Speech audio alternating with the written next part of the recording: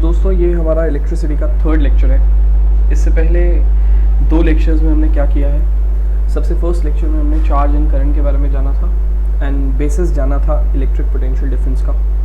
अगले लेक्चर में हमने पोटेंशियल डिफरेंस के साथ ओम्स लॉ के बारे में डिस्कशन करी ब्रीफली डिटेल्ड में, और उनके ऊपर क्वेश्चंस करे हमने। इस लेक्चर के अंदर हम लोग डिस्कशन करने वाले हैं रेजिस्टेंस के ऊपर और कॉम्बिनेशन ऑफ रेजिस्टेंस के ऊपर। फाइन, तो पहले रेजिस्टेंस को समझ लेते हैं अच्छे से एंड देन उसके बाद कॉम्बिनेशन ऑफ रेजिस्टेंस के ऊपर पढ़ेंगे। सो रेजिस्टेंस के बारे में ये सारी नॉलेज हमारे पास है। सबसे पहले फैक्टर्स के बारे में बात कर लेते हैं जिस पे रेजिस्टेंस डिपेंड करता है। यहाँ पर हमारे पास 3 फैक्टर हैं, हम चौथे फैक्टर को भी डिस्कस करेंगे। पहला फैक्टर है लेंथ। रेजिस्टेंस जो है वो डायरेक्टली प्रोपोर्शनल होता है लेंथ के। सो जब आप ऐसा कहते हैं सो आप लिखते हैं R is directly proportional to L, right. Resistance जो है इनवर्सली प्रोपोर्शनल होता है क्रॉस सेक्शनल एरिया के। जिस कंडक्टर के अंदर से पास कर रहा है करंट, उसका क्रॉस सेक्शनल एरिया कैसा है इस पे डिपेंड करता है। R is inversely proportional to A। And अगर इन दोनों को आप कोलैबोरेट कर दें एक साथ, सो आप लिखेंगे R is directly proportional to L by A। R is proportional to L by A। तो जैसे ही इस प्रोपोर्शन को आप हटा के इक्वल्स टू लिखते हैं, तो इक्वल्स टू लाने के साथ साथ आपको प्रोपोर्शनैलिटी कांस्टेंट भी मल्टीप्लाई करना पड़ता है। ये है रेजिस्टेंस का फाइनल फॉर्मूला, और ये प्रोपोर्शनैलिटी कांस्टेंट आपको आपके थर्ड फैक्टर के पास ले आ रहा है, दैट इज मटेरियल। तो जब तक मटेरियल ना बदले तब तक रेजिस्टिविटी नहीं बदलती है। जब तक मटेरियल ना बदले तब तक रेजिस्टिविटी नहीं बदलती है। याद रखिएगा ये वाली बात। चाहे कितनी भी बड़ी लेंथ का हो, चाहे कितने भी छोटे एरिया का हो, चाहे कितने भी बड़े एरिया का हो, चाहे कितनी भी छोटी लेंथ का हो वायर, बट अगर सेम मटेरियल का है तो उसका रेजिस्टिविटी क्या होगा, सेम। तो लेंथ एरिया बदलने से रेजिस्टेंस तो बदलता है वायर का, लेकिन रेजिस्टिविटी नहीं बदलती। अब ये रेजिस्टिविटी डिसाइड क्या करती है? ये रेजिस्टिविटी डिसाइड करती है नंबर डेंसिटी को। नंबर डेंसिटी मतलब number of free electrons per unit volume. So एक यूनिट वॉल्यूम में कितने नंबर ऑफ फ्री इलेक्ट्रॉन्स है ये डिसाइड करती है रेजिस्टिविटी। जितने ज्यादा फ्री इलेक्ट्रॉन्स होते हैं उतनी ही कम रेजिस्टिविटी होती है, और जितने कम फ्री इलेक्ट्रॉन्स होते हैं उतनी ही ज्यादा रेजिस्टिविटी होती है। सिंपल मतलब जितने ज्यादा फ्री इलेक्ट्रॉन्स होंगे उतना ज्यादा करंट फ्लो करेगा, जितना ज्यादा करंट फ्लो करेगा रेजिस्टेंस उतना कम होगा, रेजिस्टेंस जितना कम होगा रेजिस्टिविटी भी उतनी कम होगी। जितने कम इलेक्ट्रॉन फ्लो करेंगे उतना कम करंट फ्लो करेगा, जितना कम करंट फ्लो करेगा उतना ज्यादा रेजिस्टेंस होगा, जितना ज्यादा रेजिस्टेंस होगा उतनी ज्यादा रेजिस्टिविटी होगी। इसका मतलब number of free electrons are inversely proportional to resistivity. Fine, लेकिन डिसाइड किससे होता है? रेजिस्टिविटी से, मटेरियल के। इसको स्पेसिफिक रेजिस्टेंस भी कहा जाता है। क्यों कहा जाता है स्पेसिफिक रेजिस्टेंस? क्योंकि इसकी डेफिनेशन है that resistivity is defined as resistance. बड़ी अजीब सी स्टेटमेंट है, ध्यान से देखिए दोबारा से। Resistivity is defined as resistance but for unit length and unit area। जब लेंथ 1 मीटर होती है, एरिया 1 मीटर स्क्वायर होता है, तो रेजिस्टिविटी ही रेजिस्टेंस होता है। ऐसा यूनिट क्या होती है इसकी? रेजिस्टेंस की यूनिट ओम होती है। ये आपने लास्ट लेक्चर से सीख लिया था आपने। सो RA बाय L करेंगे, रो को अकेला छोड़ेंगे, तो R की यूनिट होती है ओम एंड एरिया की यूनिट होती है मीटर स्क्वायर, अपॉन में लेंथ की यूनिट होती है मीटर। मीटर से मीटर कैंसिल, आंसर आ गया ओम मीटर। रेजिस्टिविटी की ऐसा unit. Fine. Conductors, semiconductors, insulators, super conductors, इन सबको क्लासिफाई किया जाता है according to their resistivity. So basically वो मटेरियल्स कंडक्टर कहलाते हैं जिनका रेजिस्टिविटी 10⁻⁸ से 10⁻⁶ होता है। 10⁻⁸ से 10⁻⁶। वो मटेरियल सेमीकंडक्टर्स कहलाते हैं जिनका रेजिस्टिविटी 10⁻⁵ से 10⁻² तक होता है, ओम मीटर ऑफ कोर्स। एंड वो इंसुलेटर कहलाते हैं जिनका रेजिस्टिविटी 10⁻10 से 10⁻17 की रेंज में होता है। तो आप देख रहे हैं धीरे धीरे रेजिस्टिविटी बहुत राइज कर रही है। तो जितनी ज्यादा रेजिस्टिविटी बढ़ती जाती है उतना ही ज्यादा रेजिस्टेंस बढ़ता जाता है, और जितना ज्यादा रेजिस्टेंस बढ़ता जाता है करंट का फ्लो करना उतना ही मुश्किल होता जाता है। तो कंडक्टर में सबसे कम रेजिस्टिविटी, सबसे कम रेजिस्टेंस, इसलिए सबसे ज्यादा करंट फ्लो करता है। सेमीकंडक्टर में मीडियोकर रेजिस्टिविटी, मीडियोकर रेजिस्टेंस, तो करंट फ्लो करने में थोड़ी दिक्कत आती है। लेकिन इंसुलेटर में इतना ज्यादा रेजिस्टिविटी हो जाता है कि रेजिस्टेंस भी ऑलमोस्ट इन्फिनिटली हाई हो जाता है करंट के लिए, तो करंट फ्लो ही नहीं कर पाता है इंसुलेटर्स में। Metals, non metals, metalloids and non metals, इनकी रेजिस्टिविटी की रेंज दे रखी है आपको। कंडक्टर, सेमीकंडक्टर, इंसुलेटर का दूसरा नाम। देन हमारे पास यहाँ पर सुपर कंडक्टर है। सुपर कंडक्टर वो स्टेट होती है कंडक्टर की जिसके टेम्परेचर को डिक्रीज करते करते आप रेजिस्टिविटी को ऑलमोस्ट जीरो ले जाते हैं। जब टेम्परेचर को आप किसी भी मटेरियल की क्रिटिकल टेम्परेचर से भी नीचे कर देते हैं तो रेजिस्टिविटी ऑलमोस्ट जीरो हो जाती है। और रेजिस्टिविटी जीरो होने का मतलब क्या है? रेजिस्टिविटी जीरो होने का मतलब है हमारे पास कि infinite amount of current flow कर सकता है। व्हेन आई से इनफाइनाइट अमाउंट, इसका मतलब ये नहीं है सच में इन्फिनिटी वैल्यू। इनफाइनाइट अमाउंट मतलब जितना भी आप प्रोवाइड कराएंगे वो झेल जाएगा। ये एक ऐसा मटेरियल होता है, आप जितना भी करंट बढ़ाते जाएंगे ये झेलता रहेगा, कभी भी कंप्लेंट नहीं करेगा, ये जितना मर्जी अमाउंट ऑफ करंट फ्लो करा सकता है। सिल्वर होता है बेस्ट कंडक्टर, बेस्ट इलेक्ट्रिसिटी का कंडक्टर, एंड रेजिस्टिविटी उसकी सबसे कम होती है सिल्वर की, राइट। सिल्वर के बाद हम गोल्ड का नंबर लेते हैं, गोल्ड का नाम लेते हैं। नाउ मैंने कहा था कि यहाँ पर 3 फैक्टर्स हैं, हम एक और फैक्टर को डिस्कस करेंगे, तो चलिए उस फैक्टर को डिस्कस करते हैं। सोर्स फोर्थ फैक्टर को समझने के लिए आप इस पर्टिकुलर फॉर्मूला को देखिए, जो आपके लेवल पर अवेलेबल नहीं है लेकिन 12th स्टैंडर्ड में ये फॉर्मूला अवेलेबल है, राइट। उस फोर्थ फैक्टर को समझने के लिए फॉर्मूला आपको देखना जरूरी है। जहां पर रो का फॉर्मूला लिखा हुआ है, रेजिस्टिविटी का फॉर्मूला लिखा हुआ है, जो अभी आपने सीखा रेजिस्टिविटी m/ne² टाउ। रेजिस्टिविटी का यहाँ पर क्या फॉर्मूला है? m/ne² tau. क्या होता है ये m? Mass of electron. क्या होता है ये n? Number of electron. क्या होता है ये e? Charge of electron. And ये टाउ क्या है? टाउ है यहाँ पर रिलैक्सेशन टाइम। ये रिलैक्सेशन टाइम बहुत इंपॉर्टेंट चीज है उस चौथे फैक्टर को समझने के लिए। चौथा फैक्टर रिलैक्सेशन टाइम नहीं है, बट उस चौथा फैक्टर जिसके भी मैंने डिस्कशन, जिसका भी नाम मैंने डिस्क्लोज नहीं करा, उसको समझने के लिए इस रिलैक्सेशन टाइम को समझना जरूरी है। आप ये देखिए, ये क्या है? Positive ion. ये भी क्या है? Positive ion. ये पॉजिटिव आयन बने कैसे? जब इनके अंदर से इलेक्ट्रॉन्स लूज हुए, राइट। और जो इलेक्ट्रॉन लूज हुए अब तो वो फ्रीली ट्रेवल कर रहे हैं ना। सो यहाँ पर जब आप एक पॉजिटिव और नेगेटिव टर्मिनल लगाते हैं, तो जब हम यहाँ पर एक पॉजिटिव और यहाँ एक नेगेटिव टर्मिनल लगाते हैं तो सारे इलेक्ट्रॉन्स पॉजिटिव की तरफ ड्रिफ्ट होते हैं। सारे इलेक्ट्रॉन्स पॉजिटिव की तरफ क्या होते हैं? ड्रिफ्ट। इस ड्रिफ्ट करने के दौरान वो किसी एक आयन से टकराता होगा पहले, ठीक है। टकराने के बाद अपनी स्पीड खत्म कर देता होगा जितनी भी उसको मिली थी, फिर दोबारा एक्सेलरेट करता होगा, फिर दोबारा अपनी स्पीड इंक्रीज करता होगा, और जब वो इंक्रीज करते हुए चल रहा है तो वो रिलैक्स होके चल रहा है, लेकिन फिर टकरा गया अगले आयन से।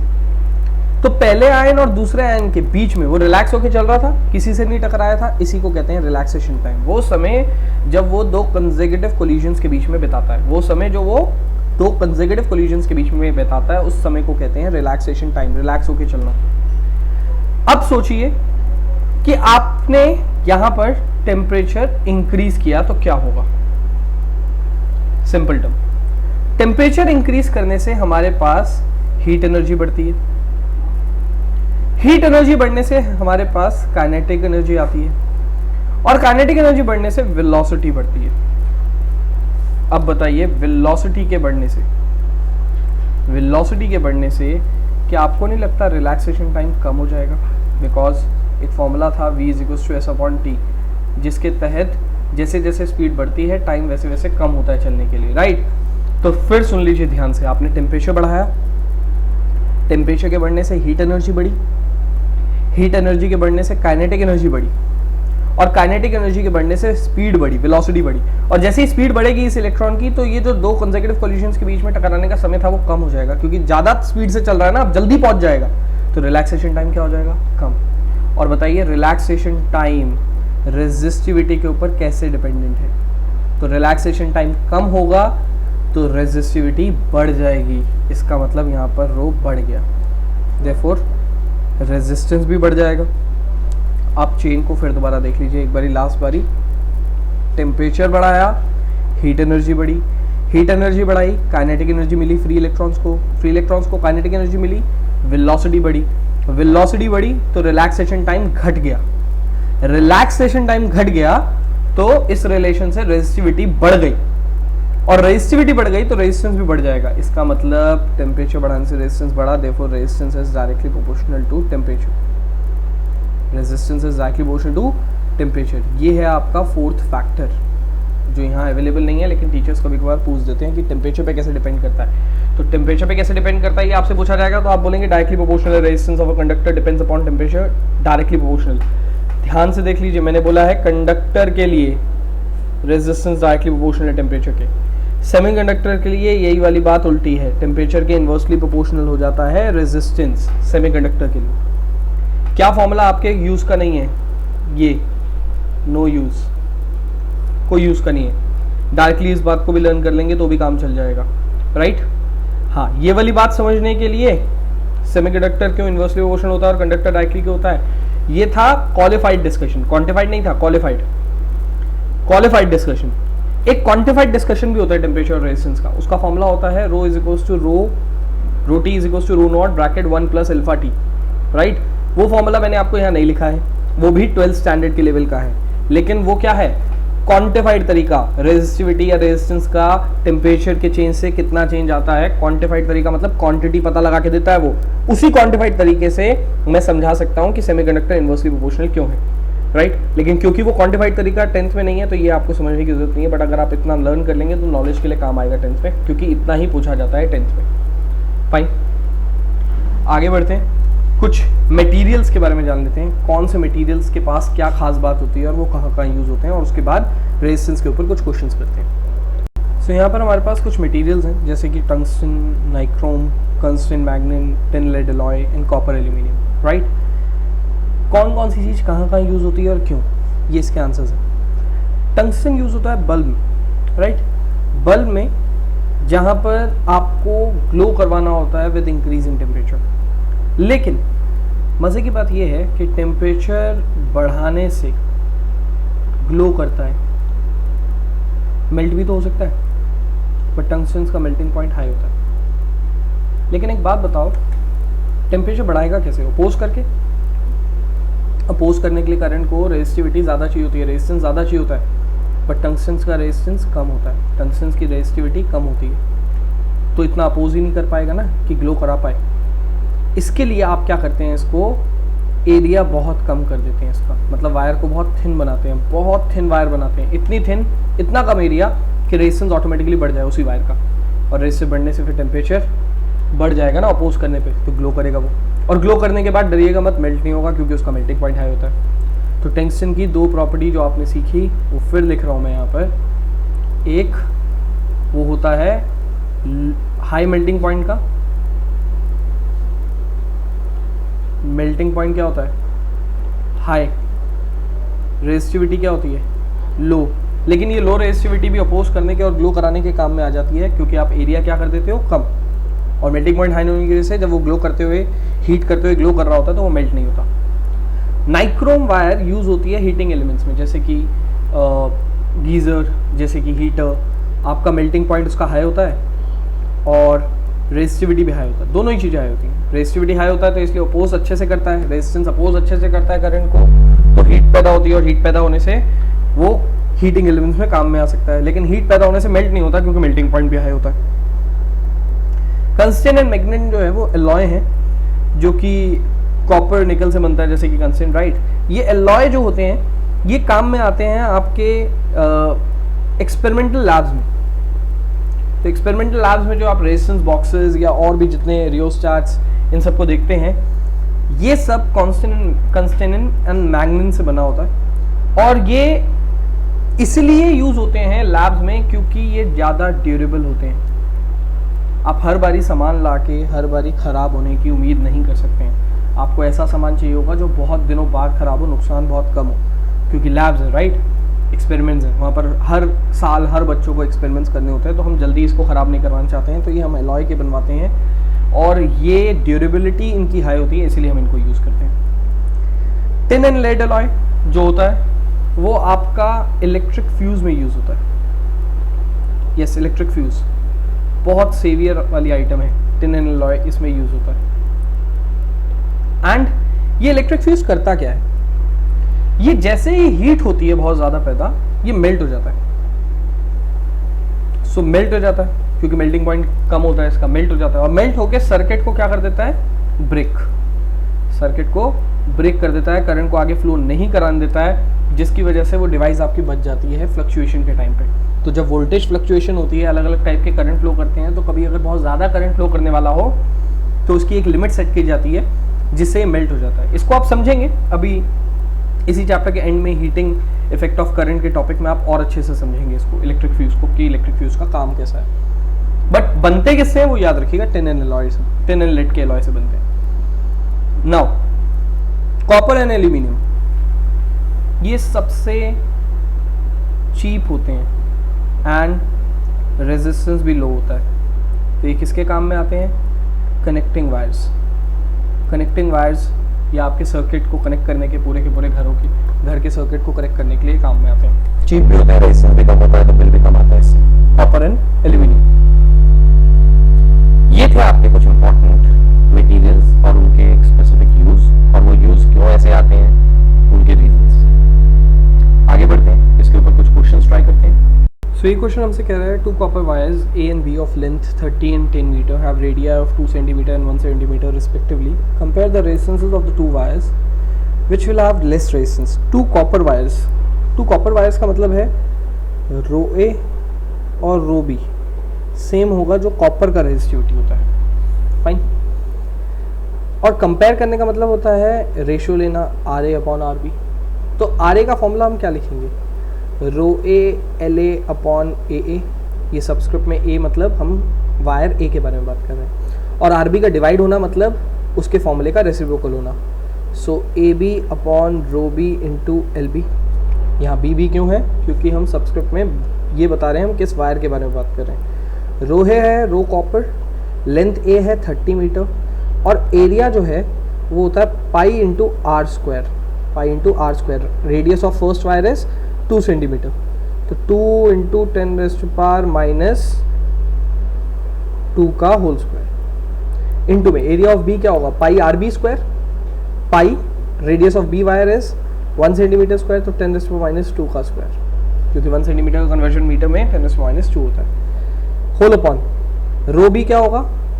Resistivity of copper into length B क्या है हमारे पास? 10। Resistivity of copper, copper cut गया, पाई पाई कट गया, 0 0 ये कैंसिल आउट हो गया।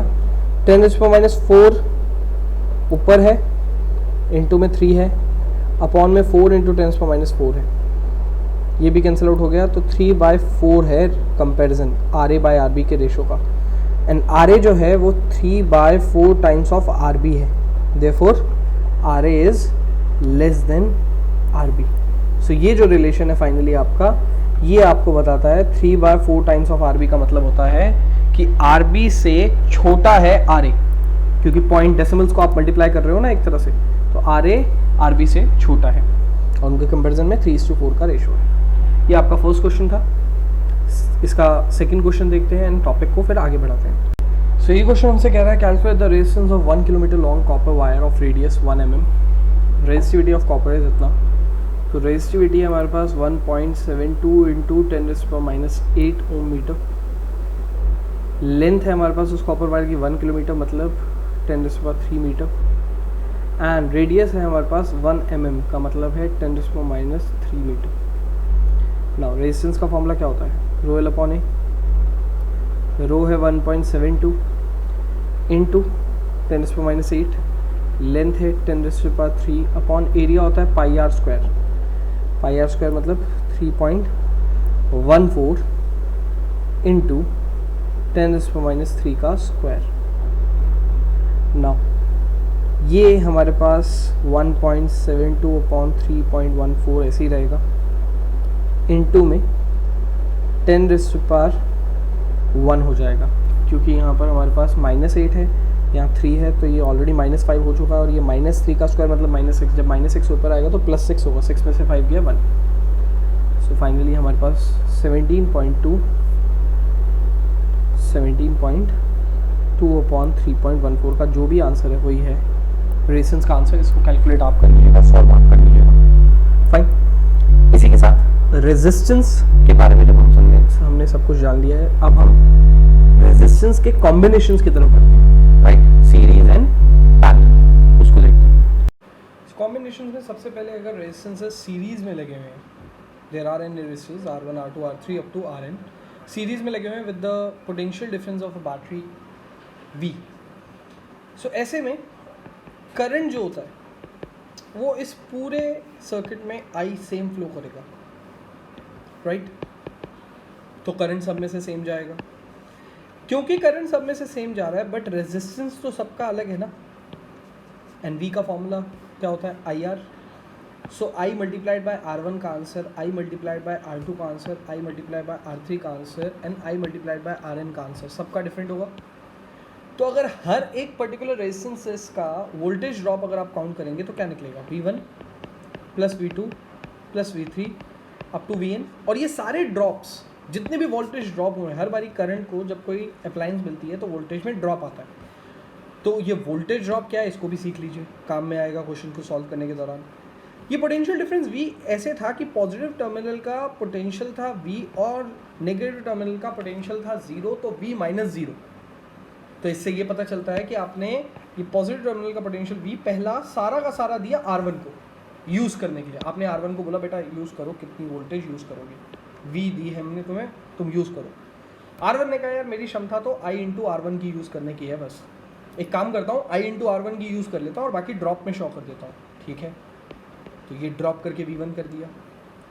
सेकंड से पूछा कि अब तुम्हें V1 मिली है, तुम कितना यूज़ करोगे? सेकंड ने बोला मैं I इंटू R2 यूज़ करूँगा।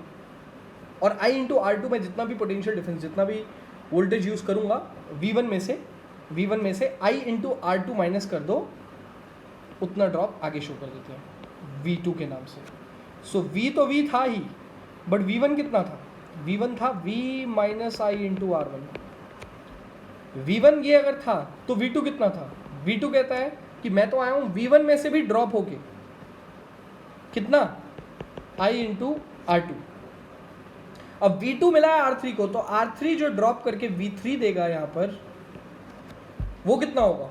वो होगा V2 में से भी ड्रॉप I इंटू R3। तो ऐसे बारी बारी से सब लोग अपना ड्रॉप शो करते जाते थे और फाइनली ड्रॉप हो के जीरो हो गया। वापस से नेगेटिव पोटेंशियल का जो पोटेंशियल था जीरो, वहाँ तक पहुँच गया, V से जीरो तक। इसी को कहते हैं पोटेंशियल डिफरेंस। अच्छा, इन सब ने जितना ड्रॉप दिया, क्या आपको नहीं लगता उन सारे ड्रॉप्स को ऐड करूँगा तो V के इक्वल आएगा? बिल्कुल। एंड V1 कितना है? जो फर्स्ट वाले उसने ड्रॉप दिया था, I इंटू R1 का ड्रॉप दिया था। सेकेंड वाले ने I इंटू R2 का ड्रॉप दिया था। थर्ड वाले ने I इंटू R3 का ड्रॉप दिया था, up to I into Rn। And V voltage क्या होता है? I इंटू R नेट, क्योंकि V वोल्टेज पूरे सर्किट का है तो करंट भी पूरे सर्किट का और रेजिस्टेंस भी पूरे सर्किट का। ये क्या होता है? R नेट, या फिर इसका नाम R इफेक्टिव भी रखते हैं कुछ लोग इसको R इक्विवेलेंट भी कहते हैं। R net, R effective, R equivalent, सारे शब्द सेम है, राइट? ये सारे शब्द सेम है। इसका मतलब क्या होता है? इसका मतलब होता है कि इन सब रेजिस्टेंसेस को इस V के साथ ऑपरेट कराऊं, या इन सब की जगह अकेला एक ऐसा रेजिस्टेंस ले आऊं जिसकी वैल्यू R नेट या R इफेक्टिव या R इक्विवेलेंट की इक्वल होगी और उसको इसके साथ ऑपरेट कराऊं। दोनों सेम एक्ट करेंगे। कैसे एक्ट करेंगे? वही अमाउंट का करंट मंगाएंगे जितना ये सब मंगा रहे थे, वो अकेला भी उतना ही करंट मंगाएगा, जो कि कितना है? R effective. अगर आप देखेंगे I कॉमन लेके राइट साइड और लेफ्ट साइड, तो I R net is equals to I bracket में R1 plus R2 plus R3 up to Rn, जिसमें I कैंसिल हुआ तो R नेट कितना आया? R नेट आया R1 plus R2 plus R3 up to Rn। कब तक? जब तक रेजिस्टेंसेस सीरीज में लगे हैं। ये इफेक्टिव रेजिस्टेंस फाइंड करने का तरीका है। क्या है सीरीज की दो खास बातें जो आपको याद रखनी है? सबसे पहली और सबसे important, current remains same for all the resistances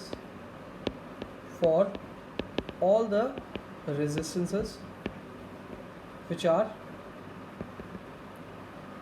connected in series,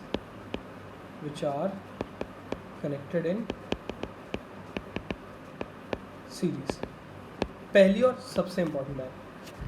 दूसरी बात जो आपको याद रखनी है, R इफेक्टिव या फिर R इक्विवेलेंट या फिर R net is always greater than greatest resistance use. So इस पर्टिकुलर तरीके के सेट में आपने जितने भी रेजिस्टेंसेस यूज करें उन सब में जो सबसे बड़ा होगा उससे भी बड़ा होगा आर इफेक्टिव या आर नेट या आर इक्विवेलेंट, सबसे बड़े वाले से भी बड़ा। ये दो टर्म याद रखिएगा, करंट सेम रहता है सीरीज में और आर नेट जो होता है वो सबसे बड़े वाले रेजिस्टेंस से भी बड़ी वैल्यू शो करता है। फाइन। इसी तरीके से जब रेजिस्टेंसेस पैरेलल में लगे होते हैं उसके एक्सप्रेशन को जानते हैं। सो यहाँ पर हमारे पास रेजिस्टेंस जब पैरेलल में लगा है R1 R2 R3 up to Rn, ये सब पैरेलल में लगे हैं with the potential difference V। सो इन सब में आप देखिए कि जब पॉजिटिव पोटेंशियल V और नेगेटिव पोटेंशियल 0 जो मिलेगा वो मिलेगा किसको, A पॉइंट को और B पॉइंट को। अब ये A पॉइंट और B पॉइंट किसके एंड पॉइंट्स हैं? ये R1 के भी एंड पॉइंट्स हैं, ये R2 के भी एंड पॉइंट्स हैं, ये R3 के भी एंड पॉइंट्स हैं, ये Rn तक के सबके एंड पॉइंट्स हैं। तो जब एंड पॉइंट सेम होते हैं दोस्तों रेजिस्टेंसेस के, इसका मतलब उन सबको सेम पोटेंशियल डिफरेंस मिल रहा है। यही तरीका है पहचानने का पैरेलल को। तो ध्यान से सुनिए, करंट सेम फ्लो कर रहा है तो सीरीज है, करंट सेम फ्लो नहीं कर रहा है तो कई बच्चे गलती कर जाते हैं, बोल जाते हैं कि पैरेलल है।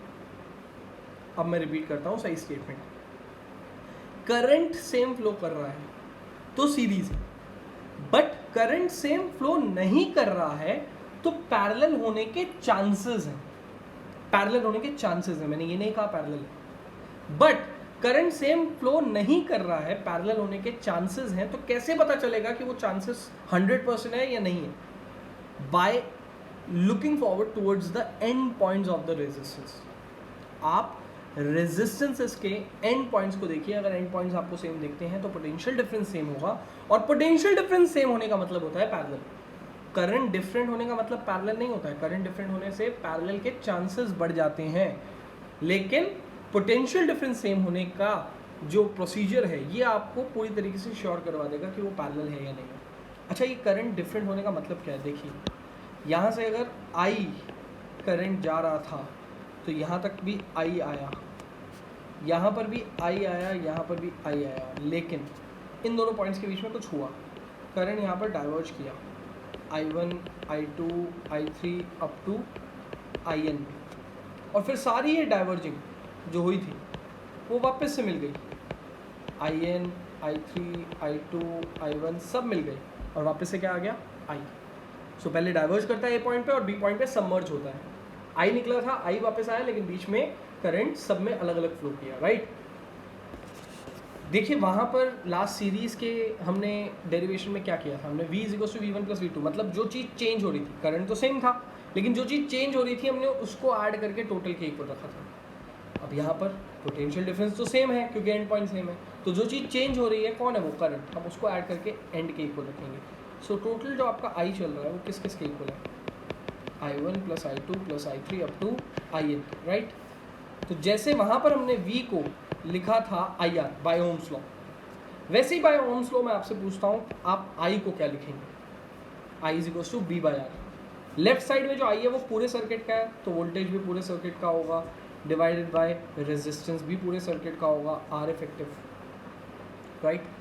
लेकिन राइट साइड में I1 जो है खाली फर्स्ट रेजिस्टेंस का करंट है, तो वोल्टेज तो इसका पूरे सर्किट जैसा ही है क्योंकि इनिशियल और फाइनल पॉइंट सेम है, सबके बैटरी के साथ कनेक्टेड है V, बट रेजिस्टेंस में जो डिवाइड होना है वो R1 होगा, इसका V/R2 होगा, इसका V/R3 होगा, अप टू होगा V/Rn। अगेन V कॉमन लेंगे, so V effective V/R effective is equals to V common लिया तो 1/R1 + 1/R2 + 1/R3 up to 1/Rn, right. Now V हो गया कैंसिल, तो 1/R इफेक्टिव का हमारे पास फॉर्मूला आया 1/R1 + 1/R2 + 1/R3 up to 1/Rn। ये आपका फाइनल फॉर्मूला है। एक गलती जो मैक्सिमम टाइम बच्चे कर देते हैं, मैं आपको अभी से ही आगाह कर देता हूँ कि ये गलती आपको नहीं करनी। जब पैरेलल में रेजिस्टेंसेस लगे होते हैं और उसके नेट रेजिस्टेंस आप निकालते हैं तो आप 1 बाय रेसिप्रोकल करके ऐड कर देते हैं और जो आंसर आता है और गलती से वही आंसर बता देते हैं कि यही आंसर है पैरेलल का। गलती क्यों है ये?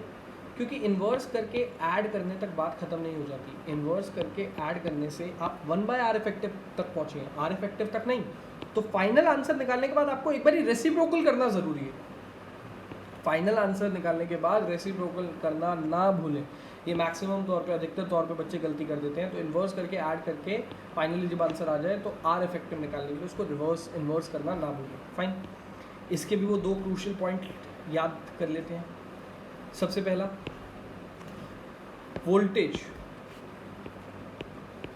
Is same in all resistances which are connected in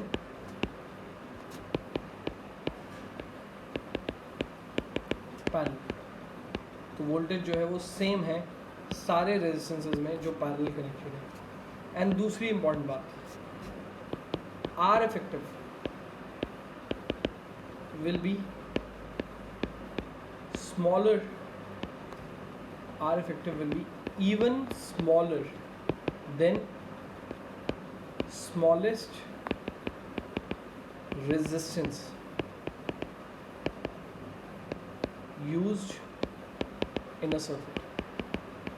सो आपने यहाँ पर 2 पॉइंट किए हमारे साथ कि वोल्टेज एक तो सेम रहेगी, दूसरी चीज़ जैसे सीरीज़ में आर इफेक्टिव जो है सबसे बड़े वाले रेजिस्टेंस से भी बड़ी वैल्यू होती थी, वैसे यहाँ ठीक उल्टा है कि सबसे छोटे वाले वैल्यू से भी छोटी वैल्यू होगी आर इफेक्टिव की। फाइन, ये याद रखिएगा 2 क्रिटिकल पॉइंट्स। जितना भी हमने सीखा अभी रेजिस्टेंसेस के पैरेलल एंड सीरीज़ के कॉम्बिनेशन से, वोल्टेज ड्रॉप, आपने सिर्फ डेरिवेशन नहीं सीखी दोस्तों, आपने वोल्टेज ड्रॉप जैसे टर्म्स का भी यूज़ किया, राइट। आपने यहाँ पर करंट के डाइवर्जन का भी यूज़ किया, सर्किट को समझा कैसे चीज़ें ट्रीट होती हैं। इन सब चीज़ों को यूज़ करेंगे अब हम न्यूमेरिकल्स में इन फॉर्मूलाज के साथ। फाइन, तो चलिए न्यूमेरिकल्स के ऊपर बढ़ते हैं इसके। सो पहले कुछ आसान क्वेश्चंस करते हैं एंड देन उसके बाद अच्छे लेवल के क्वेश्चंस भी ट्राई करेंगे थोड़े और। नाउ इक्विवेलेंट रेजिस्टेंस निकालना सीखना है हमें पहले शुरुआत में। सो इक्विवेलेंट रेजिस्टेंस यहाँ पर ए और बी पॉइंट के बीच में मुझे पूछा गया है। जब भी मुझसे ऐसा पूछा जाता है कि इक्विवेलेंट रेजिस्टेंस बताओ 2 पॉइंट्स के बीच में, मैं उसको सॉल्व करने के लिए वहाँ पर एक इमेजिनरी बैटरी सेट कर देता हूँ उन 2 एंड पॉइंट्स के बीच में जहाँ पर हमें इक्विवेलेंट रेजिस्टेंस निकालना होता है, राइट। तो मैं आज भी वही करने वाला हूँ। मैंने इन दोनों पॉइंट्स को जोड़ दिया विद एन इमेजिनरी बैटरी भी।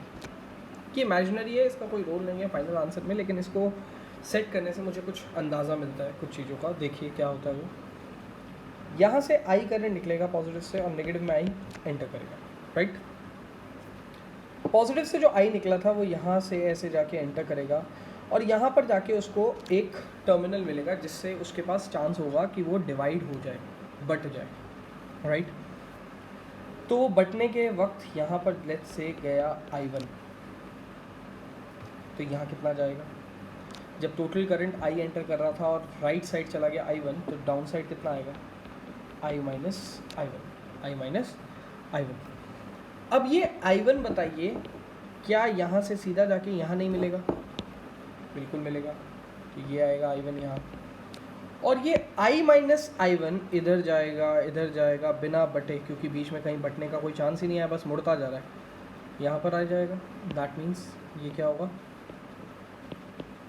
I minus I1। That's it. ये बैटरी का यही काम होता है, मुझे बस ये बताना कि कितना करंट कहाँ से चला, कहाँ से कैसे बटा सर्किट में। इसी के लिए मैं ये इमेजिनरी बैटरी बनाता हूँ। चलिए अब हमें जो चीज़ आउटकम मिलता है वो बात करते हैं। जैसा कि मैंने अभी थोड़ी देर पहले डिस्कशन करा आप लोगों से, करंट जहाँ बढ़ता है डजंट मीन कि वो पैरेलल हो। तो अगर यहाँ करंट I1 चला गया और यहाँ I माइनस I1 चला गया, तो आप ये नहीं कह सकते हैं 2 and 2 ये पैरेलल है। क्यों नहीं कह सकते हैं? क्योंकि मैंने कहा था करंट बढ़ने के बाद चांसेस हो जाते हैं कि वो पैरेलल में। एश्योरेंस कौन देता है? Potential difference. और पोटेंशियल डिफरेंस अपनी एश्योरेंस कैसे देता है?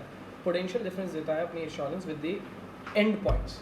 किसके साथ? एंड पॉइंट्स के साथ। तो बताइए इस 2 ओम का इनिशियल पॉइंट कौन है? ये वाला। और इस 2 ओम का फाइनल पॉइंट कौन है?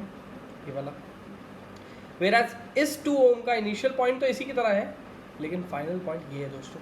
क्योंकि इसके बाद दूसरा रेजिस्टेंस चालू हो जा रहा है। इसका मतलब इसके इनिशियल फाइनल और इसके इनिशियल फाइनल एग्जैक्टली सेम नहीं है, और जब एग्जैक्टली सेम ना हो तो वो पैरेलल नहीं होते।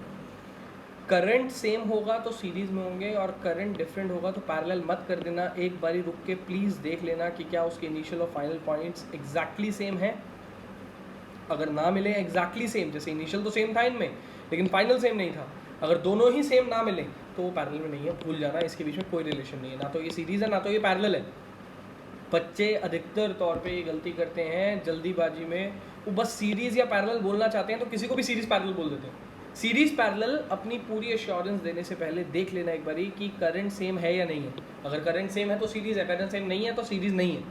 और पैरेलल वैसे ही, पैरेलल्स बोलने से पहले ये देख लेना इनिशियल फाइनल पॉइंट सेम है या नहीं है। अगर इनिशियल फाइनल पॉइंट सेम नहीं है तो ये पैरेलल भी नहीं, तो इनके बीच में कोई रिलेशन नहीं है। तो टेंशन ना लो, सॉल्व करने के चक्कर में इनके बीच में कोई रिलेशन बना मत देना ज़बरदस्ती का। चलो आगे बढ़ते हैं। यहाँ आई बन गया था, लेकिन यहाँ तो i माइनस आई बन गया था ना। क्या वो i माइनस आई वन इसमें से और इसमें से तीनों में से बीता था?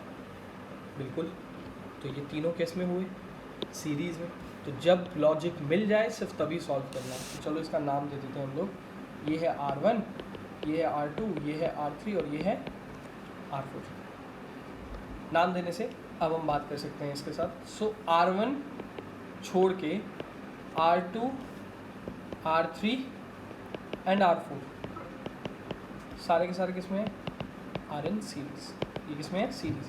तो इन सब का रिजल्टेंट जो होगा उसको R5 नाम दे दें। इक्विवेलेंट तो दे नहीं सकते, इक्विवेलेंट या इफेक्टिव या नेट शब्द बोल नहीं सकते, वो तो हमें फाइनली आंसर के बाद ही बोलना है और बी के बीच में। तो अभी नया नाम दे देते हैं इसको R5, और क्योंकि सीरीज़ में तो R2 + R3 + R4 हो जाएगा। देयरफॉर 2 + 2 + 2 6 हो, राइट। तो इन्हीं दो पॉइंट्स के बीच में, इस पॉइंट और इस पॉइंट के बीच में, जहाँ ये रेजिस्टेंस एक तरफ और एक तरफ ये 3 लगे हुए थे, अब वो दूसरी तरफ ये 3 नहीं है। इन तीनों की जगह एक ही रेजिस्टेंस है। कौन है वो एक रेजिस्टेंस है? 6 ओम। तो रिप्लेस कर देते हैं इन तीनों को 6 ओम से। तो ये रेजिस्टेंस नए तरीके से कैसे बनाएंगे हम लोग? देखिए, नए तरीके से ये रेजिस्टेंस, ये सर्किट ऐसे बनेगा कि ये है A, ये है B, ये है एक रेजिस्टेंस जिसका नाम है R1, जिसकी वैल्यू है 2 ओम, और इसी दो पॉइंट्स के बीच में जहाँ पहले 3 रेजिस्टेंस लगे थे वहाँ अब 2 ही लगे हैं, जिसका नाम है R5, जिसकी वैल्यू है 6 ओम। फाइन। अभी भी यहाँ पर कौन जा रहा है? I1 करंट जा रहा है। अभी भी यहाँ पर कौन जा रहा है? I माइनस I1 जा रहा है। देखिए, किसी को रिप्लेस करते हैं किसी वैल्यू के साथ, उसका मतलब यही होता है कि ये तीनों लगे रहें या इन तीनों की जगह कोई एक ले ले जो उतना ही करंट मंगाए। दोनों बातें क्या होती हैं? सेम। तो करंट ये भी अगर I माइनस I1 मंगा रहे थे तीनों मिलके, तो ये अकेला भी I माइनस I1 ही मंगाएगा। ठीक है। अब बताइए, क्या इन दोनों में करंट अलग एंटर कर रहा है? बिल्कुल एंटर कर रहा है। तो इनके पैरेलल होने के चांसेस हैं, लेकिन ये चांसेस पक्के कैसे होंगे? जब हमें पता चलेगा कि इनके एंड पॉइंट्स क्या सेम हैं। तो डेफिनेटली यहाँ पर और यहाँ पर देखिए, क्या ये दो एंड पॉइंट्स इस R1 के हैं? बिल्कुल। क्या ये एंड पॉइंट्स इस R5 के भी हैं? बिल्कुल। तो जब एंड पॉइंट्स सेम है तो ये किस में हो गए? पैरेलल में। देखो हम क्या बोलेंगे? R1 and R5 Rn parallel, और इसको सॉल्व करते ही हमारा इफेक्टिव भी निकल जाएगा।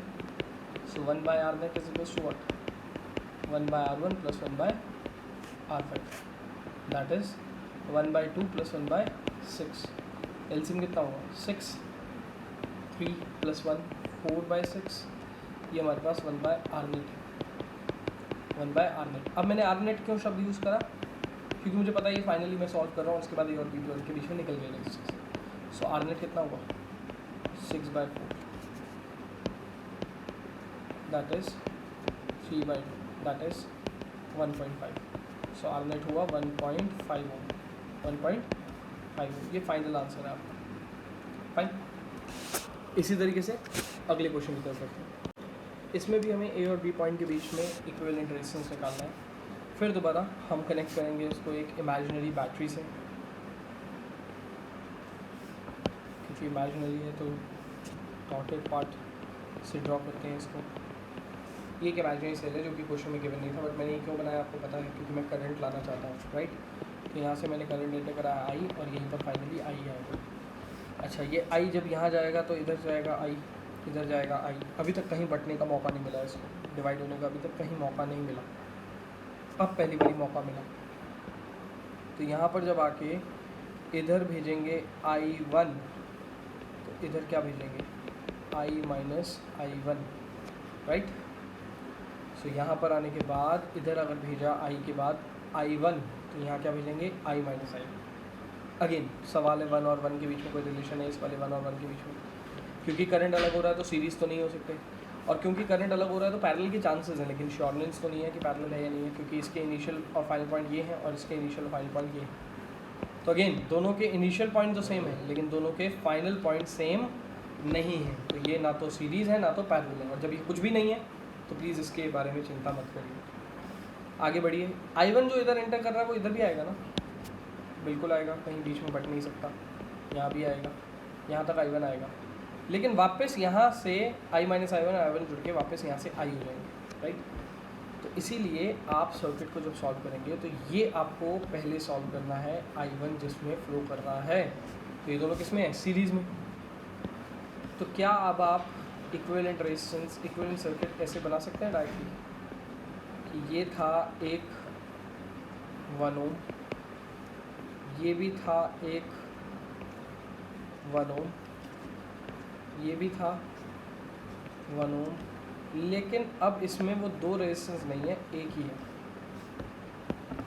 ये दोनों सीरीज़ में है ना, सेम करंट फ्लो करने की वजह से, तो 1 और 1 कितने हो जाएंगे 2 ओम, तो ये 2 ओम इनिशियल और फाइनल पॉइंट। नाउ अब अगर इस सर्किट की बात करें तो सॉल्व करने के वक्त आपको एक और इक्विवेलेंट सर्किट बनाना पड़ेगा, जिसके लिए आप बताइए मुझे कि क्या यहाँ आपको I जब एंटर कर रहा था तो यहाँ पर I माइनस I1 गया था और यहाँ I1 गया था, राइट। करंट अलग है और पोटेंशियल डिफरेंस सेम है, क्योंकि इनिशियल फाइनल पॉइंट सेम है, तो करंट अलग होने से पोटेंशियल डिफरेंस के चांसेस बढ़ते हैं। और देखिए ये इनिशियल फाइनल पॉइंट जो है वो इसका भी है और इनका भी है, तो ये दोनों किस में हो गए, पैरेलल में हो गए। पैरेलल में तो आप कैसे सॉल्व करेंगे, 1/2 + 1/1 दैट इज़ 2 एलसीएम होने के बाद 1 + 2 3/2, ये जो आपका आ रहा है 1/r', ये r' को लाने के लिए रेसिप्रोकल करना पड़ेगा। एंड में रेसिप्रोकल करना मत भूल जाइएगा, रेसिप्रोकल करना मत भूलिएगा। ये है आपके पास r', किन के बीच में है ये r', इन दोनों पॉइंट्स के बीच में। इन दोनों पॉइंट्स के बीच में जहाँ पहले 1 और 2 ओम थे, अब वो 2/3 ओम होंगे। ये यहाँ पर अभी भी कौन अवेलेबल है 1 ओम, यहाँ पर अभी भी कौन अवेलेबल है 1 ओम, ये A पॉइंट, ये B point. I current enter किया था, I यहाँ जाएगा, I यहाँ जाएगा, I यहाँ जाएगा और I वापस आ जाएगा। अब बताइए यहाँ से जो करंट एंटर कर रहा था तो वो तीनों किस में हुए, तीनों किस में हुए, सीरीज़ में। तो R नेट कैसे आएगा, R नेट आएगा 1 + 2/3 + 1 LCM 3 + 2 + 3 दैट इज़ 8/3। ये हमारे पास R नेट 8/3 ओम। आप ध्यान से देखिए, मैं आपको बहुत ही इम्पोर्टेंट एक तरीका सिखा चुका हूँ दोनों फिगर्स में। जब भी आप सॉल्व करते हैं तो टुकड़ों में सॉल्व करके सर्किट को रीड्रॉ करिए, टुकड़ों में सॉल्व करके सर्किट को रीड्रॉ करिए, रीड्रॉ करने के बाद फिर सॉल्व करिए, फिर सॉल्व करने के बाद फिर रिप्लेस करके रीड्रॉ करिए। तो जिस बारी आप जिन जिन चीज़ों को सॉल्व करते जाते हैं उनको हटा के उनकी जगह उसको लगाइए जिसको आप सॉल्व कर चुके हैं, राइट। ये 2 ओम यहाँ पर कैसे आया था, ये 1 + 1 2 ओम, इस वाले की बात कर रहा हूँ मैं, RA की, ये RA, ठीक है, जो ऊपर की तरफ था, क्योंकि वो सीरीज़ में थी। तो जब जब आप कुछ सॉल्व करते हैं तो आपको सर्किट रीड्रॉ करने की ज़रूरत है, ताकि आपको पता चलता जाए कितनी चीज़ें रिप्लेस होती गई और धीरे धीरे वो सॉल्व होते आपको R नेट की तरफ पहुँचा देगा। ये कुछ चुनिंदा क्वेश्चन थे। एक और अच्छा क्वेश्चन ट्राई करते हैं, एक या दो और अच्छे क्वेश्चन ट्राई करते हैं, फिर अपर लेवल के क्वेश्चन पे चलेंगे।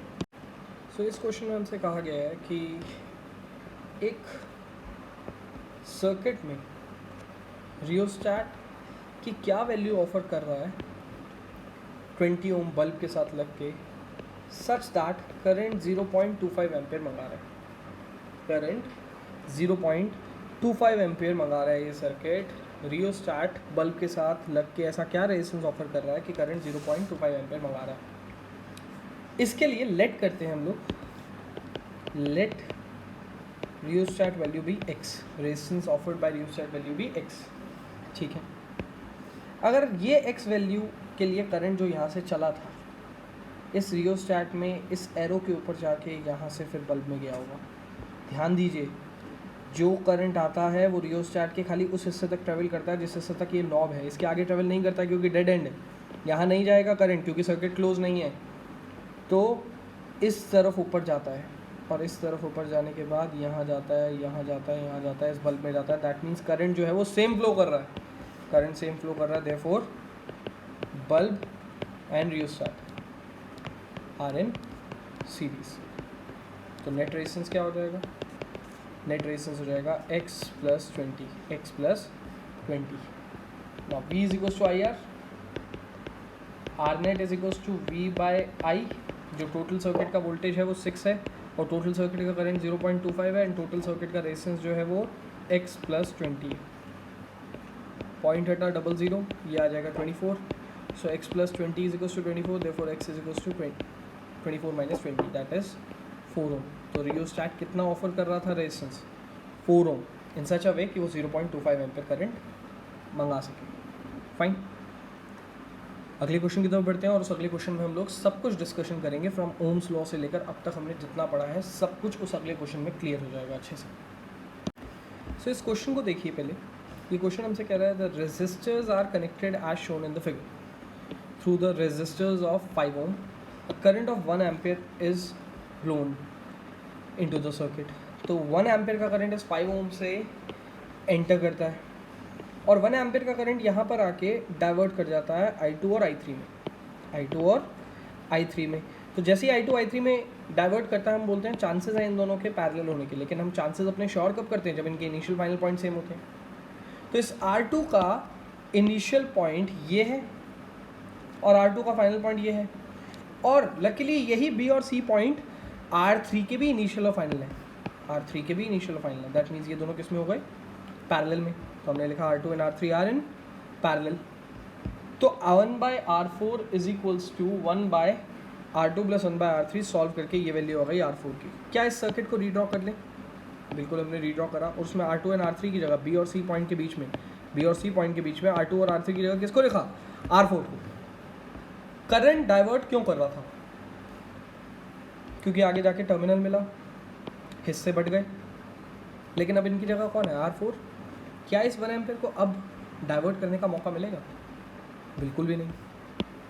तो क्या हमारे पास 1 एम्पीयर करंट अगर इस R4 में से जा रहा है तो हम V4 कैलकुलेट कर सकते हैं। V4 is I into R4, that is 1 into 6, that is 6 volt, that is 6 volt. Voltage calculate करते हैं, करंट मल्टीप्लाइड बाय रेजिस्टेंस। तो इस B और C पॉइंट के बीच में वोल्टेज कितना है, V4 विच इज 6 वोल्ट। क्या ये B और C पॉइंट V2 और V3 के नहीं है, बिल्कुल है, क्योंकि यही दोनों पॉइंट्स जो हैं वो V2 और V3 के भी थे, तो इसके भी 6 वोल्ट होंगे। और V1 का होगा I into R1, that is 1 into 5, that is 5 volt. ठीक है, V1 V2 V3 हमने सब पता लगा लिया। So potential difference across AB हमने पता लगा लिया, कितना है अक्रॉस AB के अक्रॉस पोटेंशियल डिफरेंस है 5 volt V1। And across AC इन्होंने पूछा है फर्स्ट पॉइंट में हमारे से, अक्रॉस AC मतलब A से C तक का पोटेंशियल डिफरेंस, तो उसमें इसका और इसका दोनों का ऐड हो जाएगा, तो कितना आ जाएगा हमारे पास। सो V नेट जो है वो आएगा V1 plus V4, that is 5 plus 6 11 volt. तो ये हमारा फर्स्ट पार्ट सॉल्व हो गया। करंट थ्रू ईच रेजिस्टर की बात करी गई है, हर एक रेजिस्टर में करंट कितना फ्लो कर रहा है।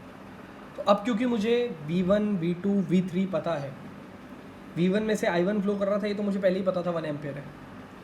I2 एंड I3 भी मैं निकाल सकता हूँ क्योंकि उनके मुझे रेजिस्टेंस भी पता है और वोल्टेज भी पता है, तो क्यों ना वो निकालूँ मैं अब। तो हमारे पास यहाँ पर I1 तो 1 एम्पीयर था ही, सेकंड पार्ट में हमने I2 पता लगा लिया V2/R2 से। V2 कितना आया था 6 वोल्ट और R2 कितना था 6/10.6 एंड I3 वैसे मैंने पता लगाया, लेकिन अगर आप चाहें तो और भी एक तरीका है पता लगाने का। अब बताइए 1 एम्पीयर यहाँ एंटर कर रहा है, 1 एम्पेयर एंटर कर रहा है, यहाँ 0.6 चला गया, आपने कैलकुलेट कर लिया तो यहाँ कितना जाएगा? ऑफ कोर्स 1 में से अगर 0.6 इधर गया तो 0.4 इधर जाएगा, लेकिन आप फिर भी कैलकुलेट करके देखिए वही आंसर आता है नहीं आता है। सो V3/R3, V3 है हमारा 6 एंड R3 है हमारा 15, that is 6/15, that is 2/5 which is 0.4 ampere.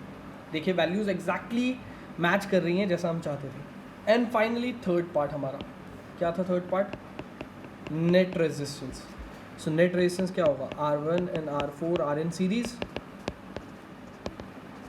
therefore R net is, हम दोनों को ऐड करके निकलेगा which is 11 Om, which is 11 ओम। अब देखिए और ज़्यादा श्योरिटी बढ़ जाएगी आपकी इस बात के बाद कि टोटल वोल्टेज आया आपका 11 वोल्ट, टोटल वोल्टेज आया 11 वोल्ट और टोटल रेजिस्टेंस आया 11 ओम। तो V/R जब करेंगे तो I निकलेगा ना, तो 11/11 1, तो कितना एंटर कर रहा था? 1 एम्पेयर ही तो सर्किट में एंटर कर रहा था करंट। इससे क्या मतलब पता चला? इससे ये पता चला कि एग्जैक्टली सारी वैल्यूज़ एक दूसरे को कॉम्प्लीमेंट कर रही हैं, सारी वैल्यू एक दूसरे के साथ सेटिस्फाइड है।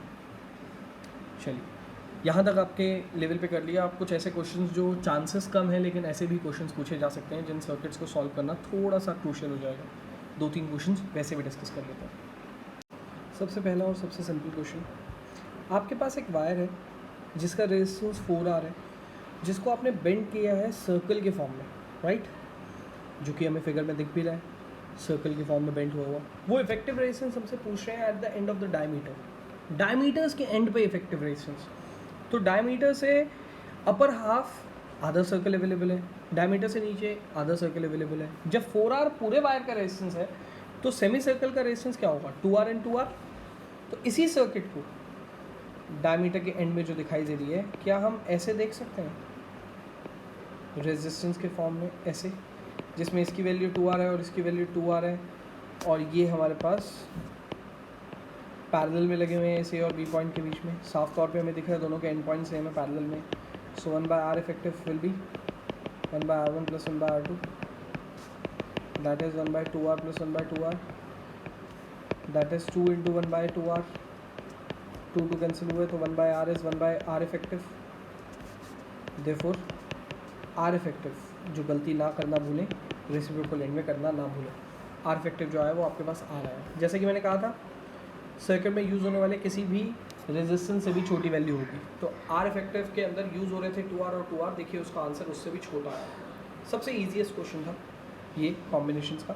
चलिए आगे बढ़ते हैं, कुछ और क्वेश्चंस को ट्राई करते हैं और धीरे धीरे लेवल अपना इंक्रीज़ करते जाएंगे क्वेश्चंस का, सो दैट फाइनली जब ये टॉपिक ओवर हो तो आपको हर टाइप के क्वेश्चंस आते हैं। इस क्वेश्चन में हमसे पूछा है कि I की वैल्यू क्या है, करंट की वैल्यू। फाइन, इसको बताने के लिए पहले हमें इस सर्किट को रिजॉल्व करना पड़ेगा इसके इक्विवेलेंट रेजिस्टेंस के साथ, एंड उसके लिए हम यहाँ पर कुछ नाम दे रहे हैं, इसको R1, इसको R2, इसको R3, एंड साथ ही साथ मैं ये जो करंट आ रहा है इसको थोड़ा सा यहाँ पर आके डिवाइड कर देता हूँ, एक नाम दे देता हूँ कि लेट्स से ये जो I आ रहा था उसमें से I1 इधर गया और I2 इधर गया। ऑफ कोर्स घूम के वापस I1 इधर आएगा, I2 इधर आएगा और वैल्यू जो हो जाएगी यहाँ पर वापस ऐड होके I हो जाएगी। तो I निकला था, I ही वापस जाएगा, बट I1 और I2 में बट गया। किस पे? A पॉइंट पे। A पॉइंट पे I1 और I2 में बटा, A पॉइंट से I1 जाते हुए आगे यहाँ पर घूम के I1 ही रहेगा, राइट। इसको टर्मिनल को जंक्शन मत समझिएगा कि यहाँ पर कहीं करंट और जा सकता है तो यहाँ चेंज हो जाएगा, यहाँ पे नहीं, एग्जैक्टली सेम रहेगा। सो अब हमें इस पॉइंट से कुछ पता चला कि R2 और R3 के बीच में करंट सेम है, therefore R2 and R3 are in series, right? R2 और R3 क्या है? सीरीज़ में। तो ये जो A पॉइंट था और ये जो B पॉइंट था, इसके बीच में पहले से ही लगा हुआ है R1, लेकिन इसी A और B पॉइंट के बीच में पहले C के साथ कनेक्ट होता हुआ R2 और R3 था। अब उस R2 और R3 की जगह आ जाएगा R4, क्योंकि R2 R3 सीरीज़ में है और R4 की वैल्यू होगी R2 plus R3 which is 30 plus 30 that is 60। ये 60 ओम R4 की वैल्यू है दोस्तों। ये पोटेंशियल डिफरेंस अभी भी वैसे का वैसा ही है, 2 वोल्ट इधर, ये A और B पॉइंट वैसे ही हैं, करंट वही I आ रहा है, यहाँ पर वही I1 जा रहा है, यहाँ वही I2 जा रहा है। बस फ़र्क क्या है, R2 और R3 को हमने रिजॉल्व करके सर्किट को रीड्रॉ कर दिया, राइट, सिंप्लीफाई सर्किट बना दी। अब बताइए I1 और I2 तो अभी भी चेंज हो रहे हैं, लेकिन करंट के चेंज होने का मतलब क्या पैरेलल के होने के चांसेस नहीं बढ़ जाते? बिल्कुल बढ़ जाते हैं। लेकिन कैसे देखते हैं हम कि वो पैरेलल है या नहीं है? अगर इस R1 और R4 का इनिशियल और फाइनल पॉइंट सेम है तो ये पैरेलल है। R1 का इनिशियल और फाइनल कौन है? A और B पॉइंट। R4 का भी इनिशियल और फाइनल पॉइंट कौन है? A और B point. Therefore R1 and R4 are in parallel.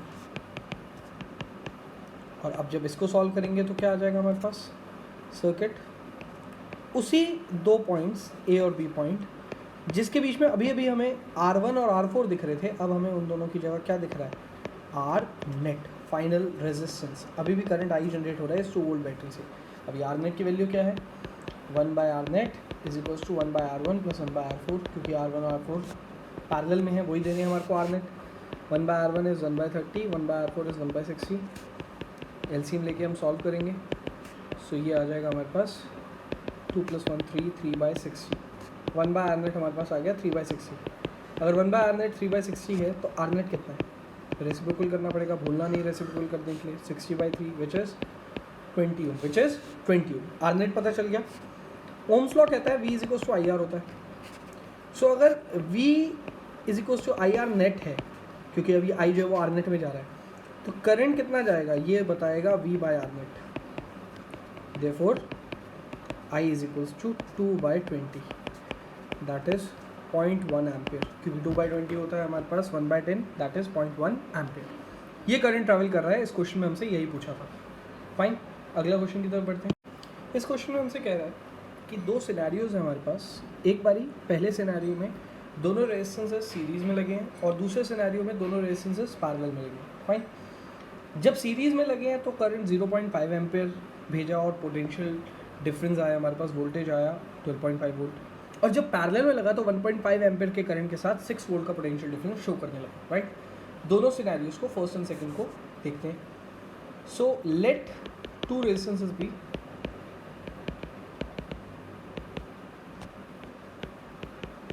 R1 and R2, दोनों रेजिस्टेंसेस R1 एंड R2 हैं। देयरफॉर पहला केस, first scenario, R net will be equals to what? R1 plus R2. V is equals to what? IR net, क्योंकि first scenario है तो V1 I1 लिख रहा हूँ मैं यहाँ पर, and R net, so V1 is what? 12.5, current कितना? 0.5, and R net is what? R1 plus R2। तो R1 plus R2 क्या होगा? 25। ये हमारे पास फर्स्ट इक्वेशन आई फर्स्ट सिनेरियो से। जब 0.5 1 12.5 को डिवाइड करने गया तो R1 प्लस R2 का हमारे पास वैल्यू आया 25। राइट, सेकेंड सिनेरियो इसी में। तो अब R नेट कैसे निकलेगा जब वो पैरेलल में लगा है? So 1/R net is equals to 1/R1 plus 1/R2। Therefore R1 plus R2 by R1 R2 is your 1/R net. So R net कितना आएगा? R नेट आएगा R1 R2 divided by R1 plus R2। R net आया R1 R2 divided by R1 plus R2। अब हम लोग formula use करेंगे V2 is equals to I2 into R net. इस बारी R नेट जो है I2 है हमारे पास 1.5, V2 है हमारे पास 6, और R नेट जो है वो है R1 R2 divided by R1 plus R2। ना डिवाइड करने भेजा हमने 1.5 को 6 के साथ, सो आंसर आया हमारे पास 4। और साथ ही साथ राइट साइड में जो R1 R2 है उसके अपॉन में जो R1 प्लस R2 है, क्या हम उसको 25 पुट कर सकते हैं from first? So R1 R2 कितना आया? R1 R2 आ गया हमारे पास 100। ये हमारे पास कौन सी क्वेश्चन है? सेकेंड। सो क्या अब हम इस क्वेश्चन को सॉल्व करने के लिए R1 को अगर R1 रखें और R2 को अगर 100/R1 कह दें तो कोई दिक्कत? Is equals to 25 from second. ये जो फर्स्ट इक्वेशन को मैंने चेंज किया R1 plus 100/R1 is equals to 25 में, ये सेकेंड इक्वेशन की हेल्प से करा, where R2 is what? 100/R1। R1 LCM लेके R1 square minus 25R1 plus 100 is equals to 0, क्योंकि जब आप यहाँ पर R1 एलसीएम लोगे सो ये तो R1 स्क्वायर प्लस 100 हो जाएगा, लेकिन ये R1 जो डिनोमिनेटर में होगा वो 25 के साथ मल्टीप्लाई होगा और वो 25 R1 इधर आके माइनस हो गया। इस फॉर्मेट में क्यों लिखा मैंने? बिकॉज हमें क्वाड्रेटिक इक्वेशन सॉल्व करनी है। Quadratic equation R1 square -25R1 को हम -20R1 एंड -5R1 में स्प्लिट कर सकते हैं, +100 = 0। R1 कॉमन निकालेंगे तो R1 -20 हो जाएगा, और -5 कॉमन निकालेंगे तो R1 -20 अगेन आएगा यहाँ पर भी कॉमन, = 0। R1 -20 कॉमन निकालेंगे तो यहाँ हो जाएगा R1 -5 = 0। देयरफॉर R1 या तो 20 होगा एंड R2 जो होगा वो 5 होगा। एल्स R1 अगर 5 यूज़ किया हमने, देन R2 को हमें 20 यूज़ करना पड़ेगा, राइट। सो ये हमारा बिल्कुल कम्प्लीटली डिफरेंट पार्ट है इस क्वेश्चन में। आपको ये फर्स्ट सिनेरियो सेकंड सिनेरियो करके ये जो बॉक्स के अंदर है इधर एक डिफरेंट से रीजन के अंदर है, इसको आपको सॉल्व करना, तब जाके आप R1 और R2 तक पहुँच पाएंगे। यही हमसे पूछा था, कैलकुलेट द टू रेजिस्टेंसेस, हमने कैलकुलेट कर लिया 20 एंड 5। नेक्स्ट क्वेश्चन की तरफ बढ़ते हैं।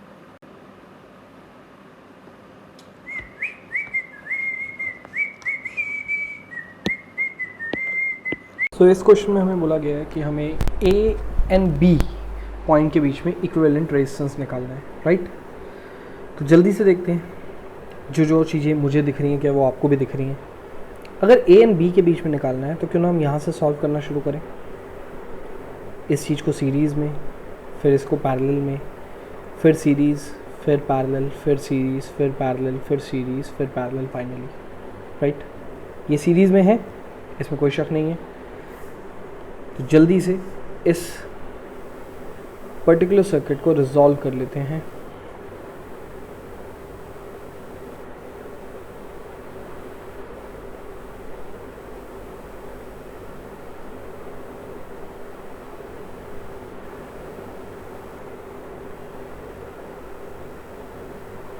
ये हमारे पास रिजॉल्व होके ये जो पॉइंट थे A और D, जिसके बीच में पहले C भी था, अब वो C नहीं रहा, अब वो 3 and 3 6 हो गए हैं। फाइन, ये रिजॉल्व होके ऐसा हो जाएगा, सीरीज़ में हो जाएंगे A से D के बीच में।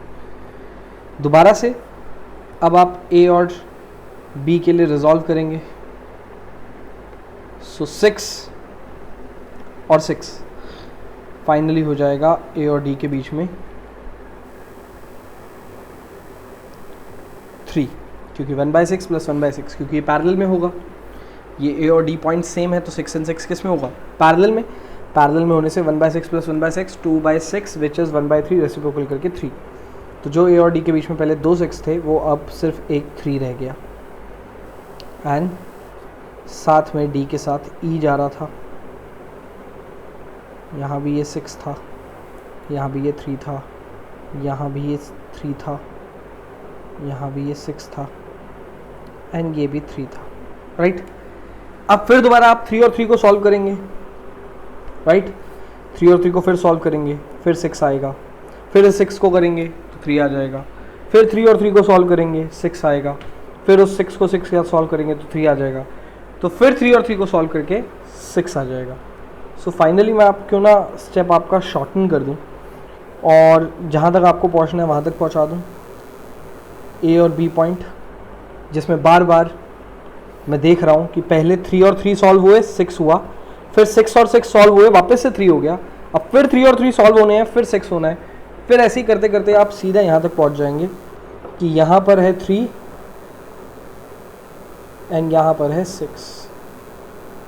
फाइनली आप यहाँ तक पहुँच जाएंगे। सो 1/R नेट क्या होगा आपका? 1/3 + 1/6 जो कि पैरेलल में है, 6 2 + 1 3/6। So 1/R net is half, therefore R net is 2. So जो इक्विवेलेंट रेजिस्टेंस हमें निकालना था between 2 points A and B वो हमारा आया है 2 ओम। फाइन, ये क्वेश्चन था। अगले क्वेश्चन की तरफ बढ़ते हैं।